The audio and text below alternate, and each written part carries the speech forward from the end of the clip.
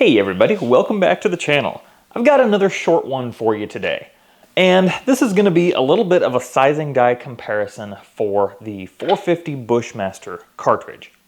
When I first got into loading for 450 Bushmaster, it was for a friend's 16-inch Ruger American, and at the time, components were hard to find, so when we had the opportunity to buy up a bunch of brass for 450 Bushmaster, we did. So I've been working with all new brass. I have tried a couple of times to use once fired brass, and I ran into an issue where the side of the case was bulging out as the bullet was seated. And it was a pretty extreme bulge, pretty noticeable. I'll try to put an image up on the screen here if I have one. It was pretty bad, and it was enough that I have been continuing to use that new brass. I still have some left, but eventually I knew I was gonna have to size brass down so that we could use it again. That's the whole point of reloading, right? My theory is that the set of Lee reloading dies that I had been using was sizing the brass too much.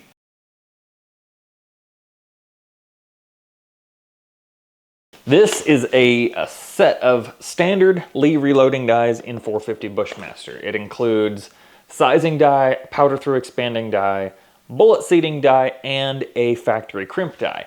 It also includes a powder scoop and a shell holder in the package. That's really nice. I wish more companies would include a shell holder with the die set. It just makes it a lot nicer. I like to have a separate shell holder for each set of dies so that I'm not hunting them down, and that's really nice. But I had the theory that the reason I was getting that bulging problem was because the Lee die was simply sizing the brass too much.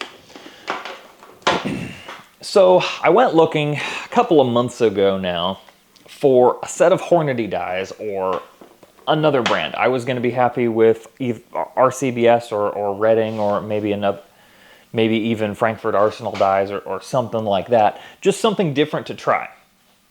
I've never had any trouble with sized dimensions with Hornady dies, so I did some searching and finally bought this set on eBay.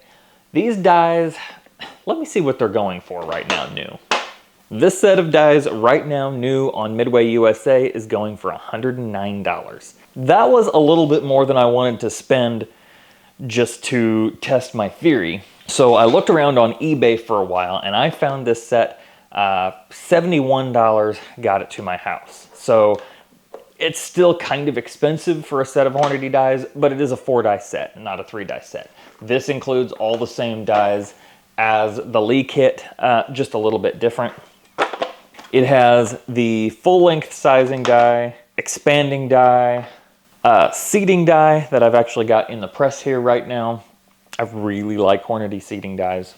And then it's got a taper crimp die in here as well. The funny thing is their die boxes only have slots for 3 dies, so the 4th die is just kind of floating around in here.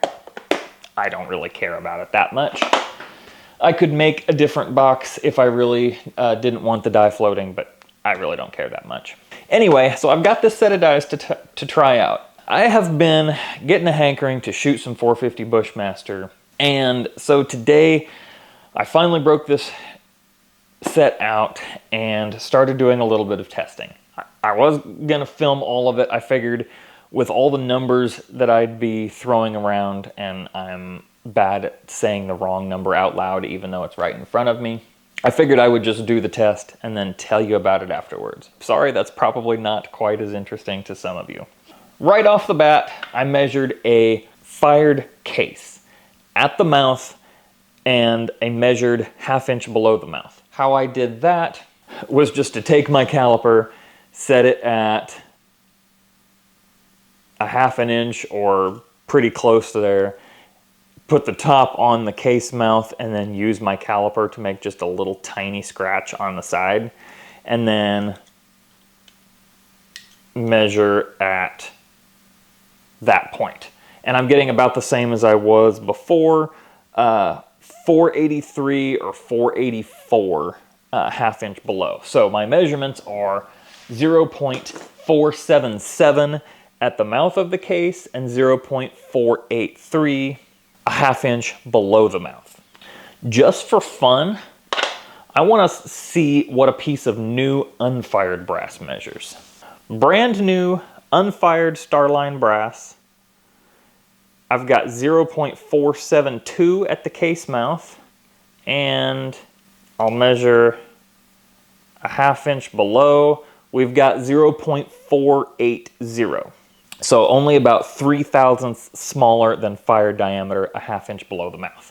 So first, I sized 2 pieces of brass with the Lee sizing die, and I got 0.468 at the mouth and 0.477, a 1/2 inch below the mouth. So we're 3/1000ths smaller in diameter than the new Starline brass, sizing it down with the Lee brass. With the Hornady die, however, 2 pieces of brass sized exactly the same way. We've got 0.472 at the mouth, and we've got 0.484, a 1/2 inch below the mouth.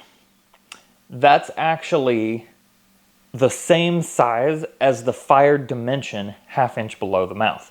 I've got a notion to check down closer to the head of the case, so I'm going to do the same 1/2 inch thing, and I'm going to go from the head of the case instead. And I'm just going to read these out as I measure them. New brass, we've got 0.492. Fired brass, got 0.495, so it grew by about 3/1000ths. And this isn't the same piece of brass, so there could be some variation, but okay, on a case sized with the Lee die, we've got 0.495. And with the Hornady die, this is interesting, we've got 0.493. So the Hornady die is sizing the case more at the base and less at the mouth. That means that bullet seating is easier and it deforms the case less, and it's still sizing down the crucial part of the case, which is right back in here.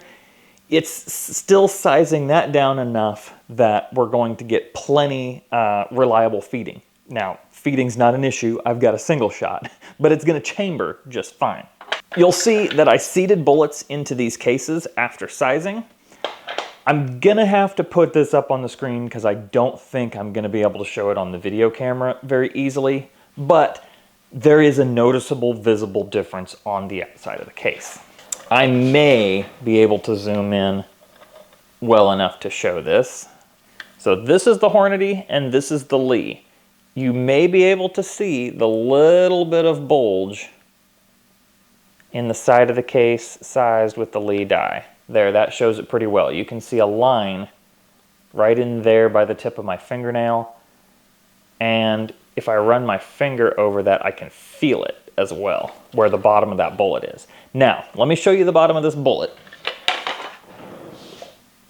This is just the 225 grain Hornady FTX that I'm using for this test. And you can see that the bottom of it is pretty rounded. So it's not as bad as some other bullets I've seated. So the moral of the story is, if you are reloading 450 Bushmaster, you may want to think about not getting the Lee die set. Now, the other dies in the set are great. I've had no problems with them. The expander is really nice and gentle, and I like where it sits. Of course, the Lee factory crimp die is my favorite crimp die. And I don't really have any complaints about the bullet seating die on this, but both dies, this is the Lee die, have a mechanism for changing out the seating plug. I don't know if Lee offers other ones for this or not. And 450 Bushmaster uses all kinds of different shaped bullets, so it would be nice to be able to use some different seating plugs.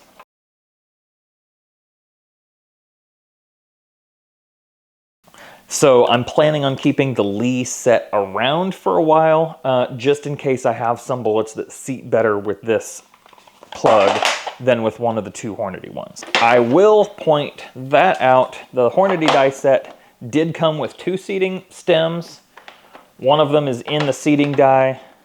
The other stem it came with is perfectly flat, I guess for seating flat nose bullets, but that is a beefy seating stem.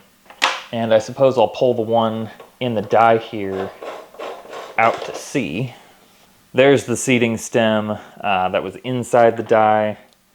And actually, yeah, I think the Lee stem fits this particular bullet a little bit better. Now, this 225 grain FTX is not one that I'm going to be loading a whole lot, except for probably just some practice ammo. Because you'll remember this bullet was designed for quite a bit lower velocities than we're getting out of this 25-inch Bushmaster barrel. So, I'm glad right now to have both of these sets of dies. I think probably when I load this bullet up for some target shooting, just to get trigger time with the Bushmaster, I'll probably use the Lee seating die because that stem seems to fit it better. But for sizing, this Hornady sizing die seems to work a whole lot better at not bulging out the side of the case. Now, one thing I haven't mentioned or discussed, does this bulge really matter much? I don't know. I don't know if it matters. I haven't done an accuracy test side by side to compare. Maybe that's something to do, but this rifle doesn't shoot that great anyway as far as group size. So I don't really know how good a test would be on that, but maybe that's something we'll do next. Because this is a discussion on die sets,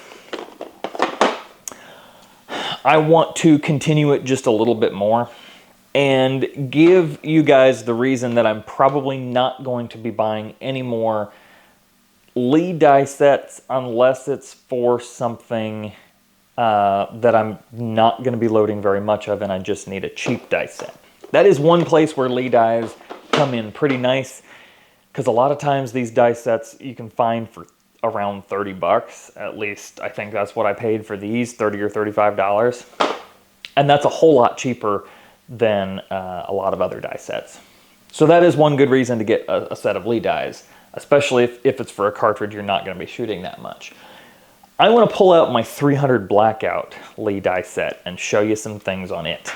I have used this die set a lot. I've loaded not as much as some of my others, but I've loaded a couple of thousand rounds of 300 Blackout with this die set, and I have had some problems. Now, it does come with the factory crimp die, which is great. I would have bought that anyway.